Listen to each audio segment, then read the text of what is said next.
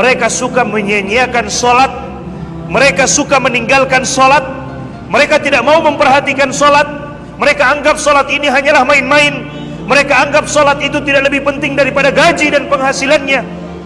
Wattaba'us syahawat, dan mereka lebih mementingkan apa yang diinginkan oleh hawa nafsunya. Kata Allah Subhanahu wa taala, fasaufa yalqauna ghayya, maka mereka kelak akan mendapatkan kesesatan dalam hidupnya. Mereka akan mendapatkan kesesatan dalam hidupnya, dan siapa yang sesat maka janjinya adalah neraka, wa na'udzubillahi min dzalik. Mereka akan mendapatkan kesesatan, tidak tahu arah.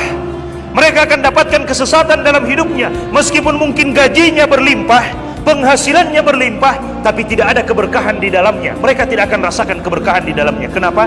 Salat mereka tinggalkan. Allah Subhanahu wa taala katakan, "Famanittaba'a hudaya fala yadhillu wa la yashqa." Siapa yang mau mengikuti petunjuk hidayahku, maka dia tidak akan tersesat dan dia tidak akan menderita, kata Allah Subhanahu wa taala. "Wa man a'rada 'an dzikri." Tapi siapa yang mau berpaling dari peringatanku, siapa yang mau berpaling dari Allah Subhanahu wa taala, fa inna lahu ma'isyatan dongka, maka baginya kehidupan yang sempit. Wa nahsyuruhu yaumal qiyamati a'ma, dan dia akan dibangkitkan pada hari kiamat dalam keadaan buta. Padahal dulu di dunia dia bisa melihat, tapi di hari kiamat dia dibangkitkan dalam keadaan buta. Maka orang ini mengatakan, qala rabbi lima hasyartani a'ma wa qad kuntu basira. Wahai Allah, kenapa engkau bangkitkan aku dalam keadaan buta, sementara dulu di dunia aku bisa melihat? Maka Allah Subhanahu wa taala mengatakan, qala kadzalika atatka ayatuna fanasitaha wa kadzalika al-yauma tunsa. Demikianlah dahulu telah datang ajakan-ajakan kami, telah datang ayat-ayat, telah kami turunkan ayat-ayat untuk mengajak kita beribadah kepada Allah. Telah diturunkan ayat-ayat untuk mengajak kita salat. Telah diturunkan ayat-ayat untuk memberikan ancaman bagi orang yang meninggalkan salat. Kata Allah Subhanahu wa taala, fanasitaha, tapi engkau melupakannya. Maka apa balasannya? Wa kadzalikal yauma tunsa, maka pada hari ini pun engkau dilupakan. Maka pada hari ini pun engkau dilupakan. Jemaah sekalian, ketika kita meninggalkan Allah, ketika kita tidak mau sholat, padahal sholat itu adalah bentuk kita ingat kepada Allah Subhanahu wa taala.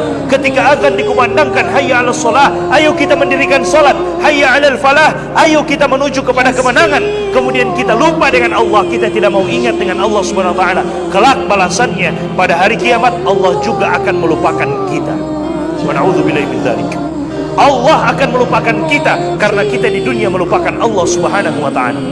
Balasannya al jaza'u min jinsil amal, balasan sesuai dengan apa yang kita lakukan. Kalau kita lakukan baik, maka kita akan dapatkan baiknya, balasan yang baik.